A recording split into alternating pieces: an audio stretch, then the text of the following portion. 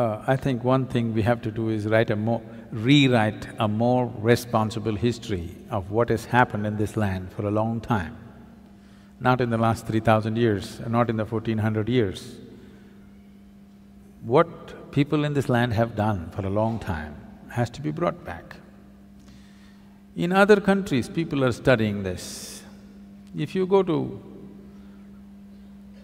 there are Lebanese people, if you study in a school in Lebanon, you will read about how Indian workers, Indian sculptors, Indian elephants, Indian yogis came and built a Phoenician temple 4,300 years ago in Lebanon, which is called as Baalbek, which is a phenomenal temple.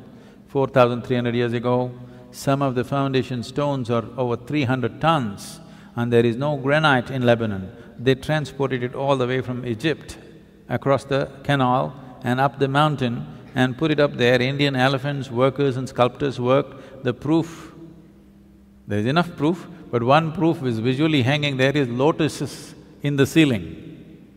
Indian sculptor has to put a lotus wherever he goes. Where would a Lebanese sculptor have seen a lotus? Obviously there are no lotuses there. So, how many Indian children forget about children, how many Indian grown-ups have heard about this? No. The Tamil kings went and built Angkor Thom and Angkor Wat in Cambodia. Angkor Thom is the largest religious building on this planet. The intricacy and the engineering, the sheer design and engineering of how these temples are built, if you go and see, you will feel proud of being a human being, because if human beings can think something like this 1,000 years ago and manifest it, it is too much. This was done by the Tamil kings, most of the work done by probably the Tamil labor. From first standard to 12th standard, does any Tamil child even read a line about this in their history book?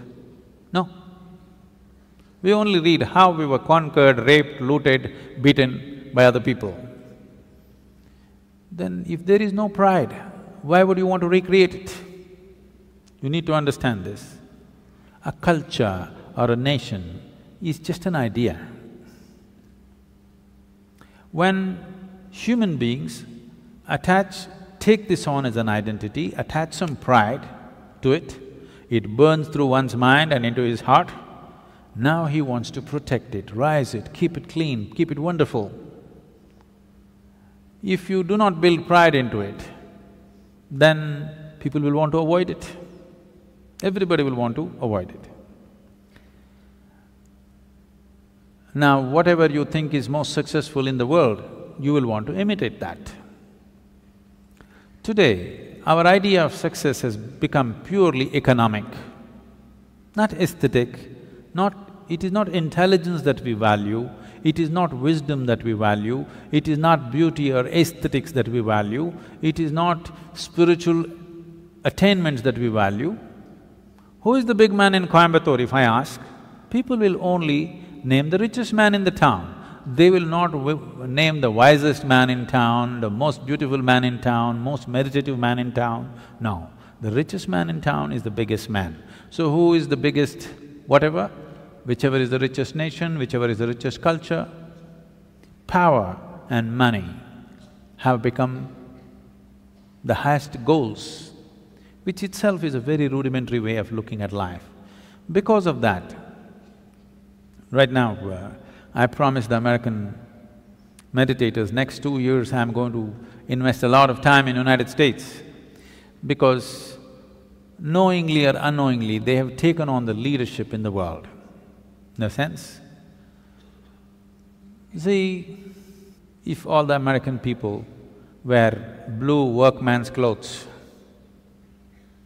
half the world is wearing Americans' workman's clothes. You just go to any city, Mumbai or Chennai or Bangalore especially, you look down below the knees, more than 60% is wearing blue denims. When we have the most intricate weaves, there are over 120 weaves in the country which are unique and many of them are dying.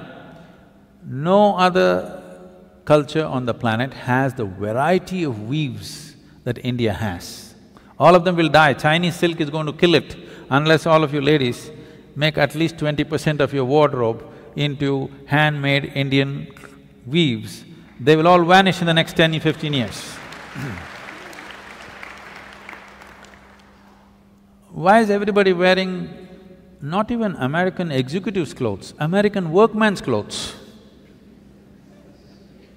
As if that's not enough, if they tear their trousers, everybody tears their trousers.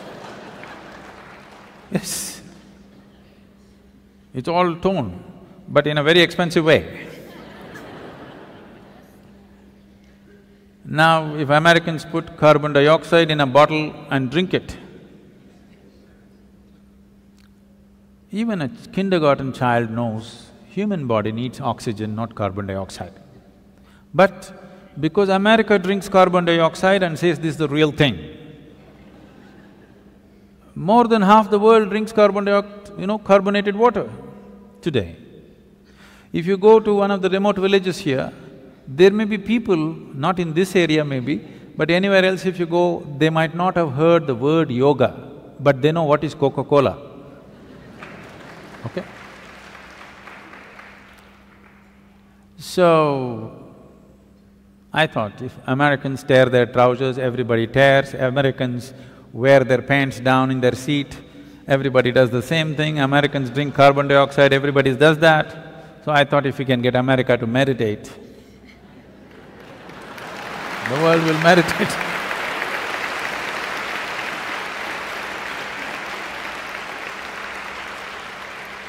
So, we are doing a little bit of a big push in the next 2 years in United States.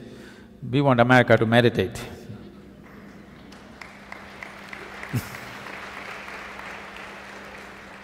They're kind of getting ready, they're tired of the carbonated water.